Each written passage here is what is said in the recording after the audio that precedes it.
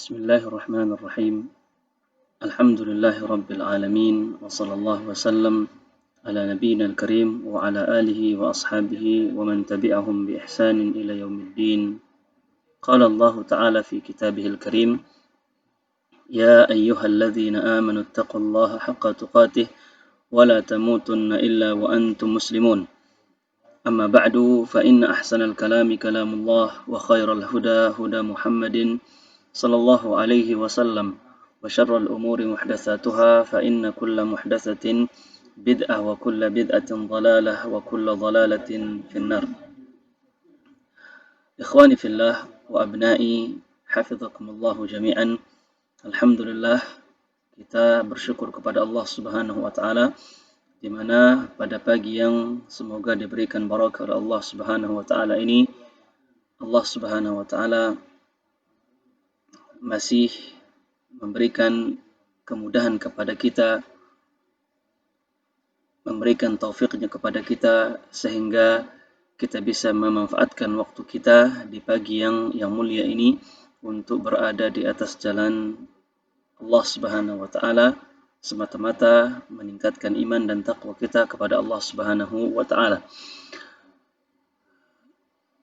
Pada pertemuan kali ini, insyaallah ta'ala kita akan melanjutkan pembahasan kita di kitab Al-Adab, tepatnya bab Adabil Majalis, bab yang akan menjelaskan kepada kita tentang adab-adab, akhlak-akhlak yang perlu kita miliki dan amalkan ya ketika kita berada di sebuah majlis, duduk, baik itu duduk sendiri atau mungkin duduk dengan teman-teman kita, keluarga kita, atau tempat-tempat ya di sana kita duduk padanya. Sehingga dengan kita mengamalkan adab-adab yang ada, Allah Subhanahu wa taala memberikan pahalanya kepada kita dan menjauhkan kita dari perkara-perkara yang menjadikan Allah murka kepada kita.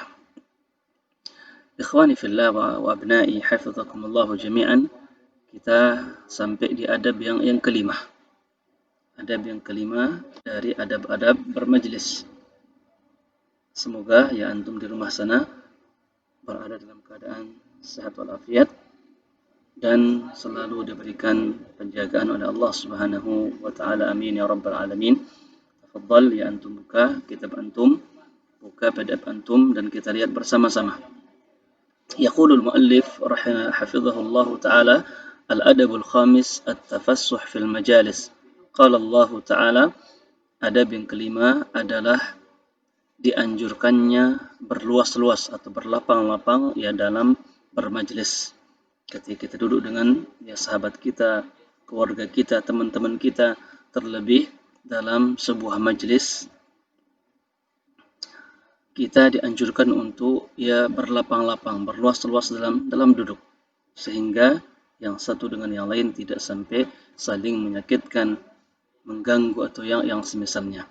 Dan ini sesuai dengan firman Allah Subhanahu wa taala, qala Allah taala ya ayyuhalladzina amanu, wahai orang-orang yang beriman kepada Allah Subhanahu wa taala, idza qila lakum tafassahu, jika dikatakan kepada kalian, diperintahkan kepada kalian, diminta kepada kalian ya untuk berlapang-lapang dalam sebuah majlis, fil majalis, fafsahu yafsahillahu lakum, maka berlapang-lapanglah, berluas-luaslah, maka Allah Subhanahu wa taala akan memberikan keluasan, kelapangan kepada kalian. Wa idza qila anshuzu fanshuzu yarfa'illahu alladhina amanu, dan jika dikatakan kepada kalian juga untuk bangun, dianjurkan untuk bangun ya karena ada suatu keperluan, suatu kepentingan ya, terlebih itu kepentingan bersama, yarfa'illahu alladhina amanu, maka bangunlah, maka Allah Subhanahu wa taala akan mengangkat derajat ya orang-orang yang beriman di antara kalian. Walladzina utul ilma darajat, dan orang-orang yang memiliki ilmu beberapa derajat. Wallahu bima ta'maluna khabir, dan Allah Subhanahu wa taala Maha mengetahui apa yang kalian lakukan. Dari ayat yang mulia ini sangat jelas ya Allah Subhanahu wa taala menjelaskan kepada kita bahwasanya orang yang berlapang-lapang dalam majlisnya, yang pertama itu salah satu tanda keimanan seseorang kepada Allah Subhanahu wa taala. Dan yang kedua, itu merupakan tanda bahwasanya orang tersebut memiliki ilmu yang pantas untuk diangkat derajatnya oleh Allah Subhanahu wa taala. Kemudian pengarang kita ini mengatakan hadza adabun minallahi la ibadih, dan ini sebuah adab yang Allah ajarkan kepada hamba-hambanya.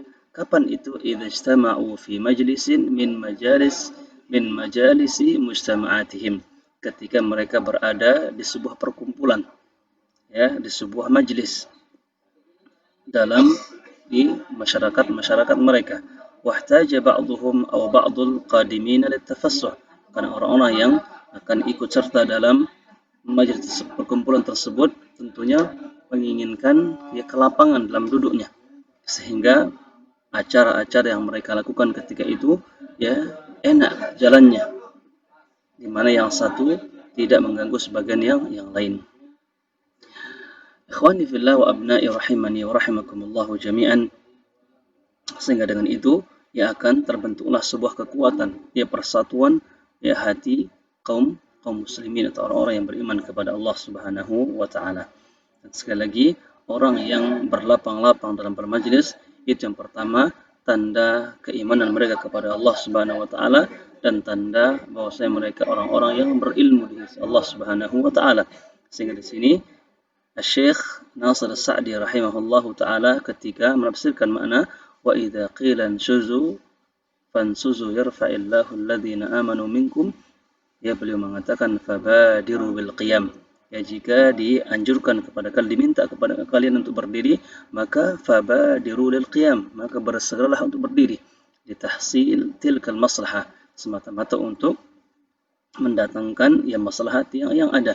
Fa innal qiyama, karena sungguhnya qiyam, berdirinya kita ketika itu, bimithli hadhil umur, dalam perkara-perkara tersebut, minal ilmi, ini sebagai tanda ia berilmunya seseorang, wal iman, dan tanda iman seorang kepada Allah Subhanahu wa taala. Abna'i wa tullabi hafizakumullah jami'an, ini adab yang kelima. Kemudian adab yang keenam, la yajuzu at-tafriqu baina ithnaini illa biidnihima.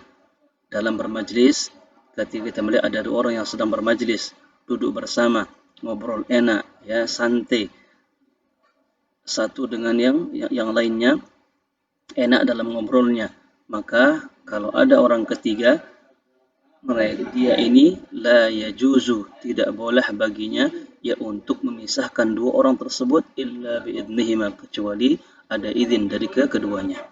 Wa fihi hadithun wa huwa anna an-nabiy sallallahu alaihi wasallam qala, dan dalam hal ini ada hadis dari Nabi kita Muhammad SAW bahwasanya beliau bersabda, la yahillu li rajulin an yufarriqa baina ithnaini illa biidnihima. La yahil, tidak halal, berarti haram hukumnya. Apa itu li rajulin? Tidak halal bagi seorang pemuda ya untuk memisahkan dua orang yang sedang bermajlis illa biidnihima, kecuali atas izin dari keduanya. Maka jikalau kita melihat ada sahabat kita dua orang sedang enak ngobrol, sedang enak bermajlis, maka kalau kita seandainya ketika itu memiliki hajat, keperluan ya kepada salah satu dari keduanya, maka kita jangan serta-merta memisahkan ya keduanya, memutuskan ya pembicaraan mereka, kecuali kita minta izin terlebih dahulu.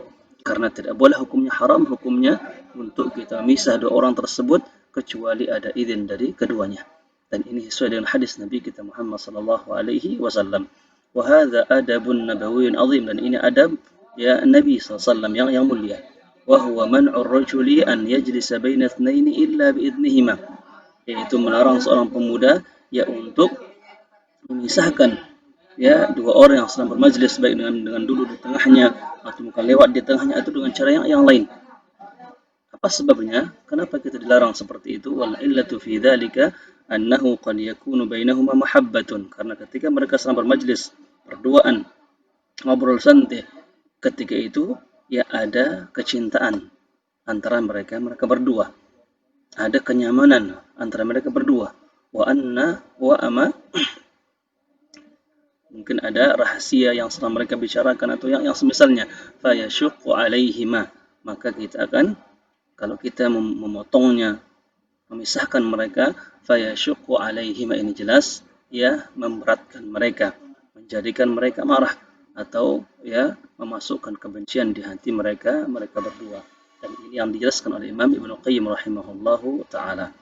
Ikhwani fillah wa tullabi rahimani wa rahimakumullahu jami'an, itu adab yang keenam.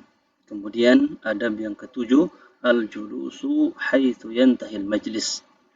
Ketika bermajlis, ketika ada pertemuan, ya, terlebih ada kajian, misalkan kajian umum, kajian di pondok atau yang lainnya, sehingga menimbulkan adanya majlis ketika atau dalam keadaan seperti itu, kalau kita datang terlambat, datang belakangan, maka kita dianjurkan untuk al-julusu haitsu yantahil majlis, untuk duduk di akhir majlis. Ya, tidak boleh kita melangkahi ya pundak teman-teman kita untuk mendapatkan tempat duduk di tengah atau di depan. Kecuali ya ada izin dari ya orang yang ada. Namun secara umum, secara adab yang baik adalah kita harus duduk di akhir majlis, di ya akhir majlis. Wa hadha thabitun min fi'li sahabah, dan ini jelas thabit dari amalan para sahabat Nabi kita Muhammad sallallahu alaihi wasallam, wa iqrarin Nabi sallallahu alaihi wasallam, dan persetujuan dari Nabi kita Muhammad sallallahu alaihi wasallam. Fa an Jabir ibn Samurah, dari sahabat Jabir ibn Samurah radhiyallahu taala anhu, qala kunna idza ataina an-nabiy sallallahu alaihi wasallam, dahulu kami ketika mendatangi majlis Nabi kita Muhammad sallallahu alaihi wasallam, jalasa ahaduna haitsu yantahi, maka salah seorang di antara kami itu duduk di akhir majlis. Haitsu kana as-sahabah idza jaa ahaduhum ila majlis, ya, dan merupakan kebiasaan para sahabat Nabi kita Muhammad sallallahu alaihi wasallam, ketika salah seorang dari mereka datang ke sebuah majlis, lam yatakallaful julus fil muqaddimah, mereka tidak memaksa diri mereka, ya, mengharuskan diri mereka untuk duduk di tempat-tempat yang depan, karena mereka tahu bahwasanya mereka datang terlambat. Au muzahamati wa mudayaqati al-jalisin, atau apalagi sampai ya mengganggu, menyesak-nyesakkan orang yang sudah ada di majlis, baik dengan cara melangkahi ya pundak-pundak mereka, ataupun berusaha duduk di tengah-tengah mereka, atau yang semisalnya. Bal kanu yajlisuna haitsu intaha bihim al-majlis, bahkan ia merupakan kebiasaan mereka, adab mereka yang baik, mereka selalu duduk di akhir majlis. Wa hadha min kamali adabihim, dan ini sebagai tanda ya sempurnanya adab mereka dalam menjalankan agama ini. Siapa mereka? Ya para sahabat Nabi kita Muhammad sallallahu radhiyallahu taala anhum ajma'in. Ikhwani fillah wa tullabi rahimani wa rahimakumullah jami'an, ini yang bisa kita sampaikan pada pertemuan yang ketiga ini. Kita akan lanjutkan lagi pada pertemuan yang berikutnya insyaallah taala. Wassallallahu wasallam ala nabiyina al-karim wa ala alihi wa sahbihi ajma'in.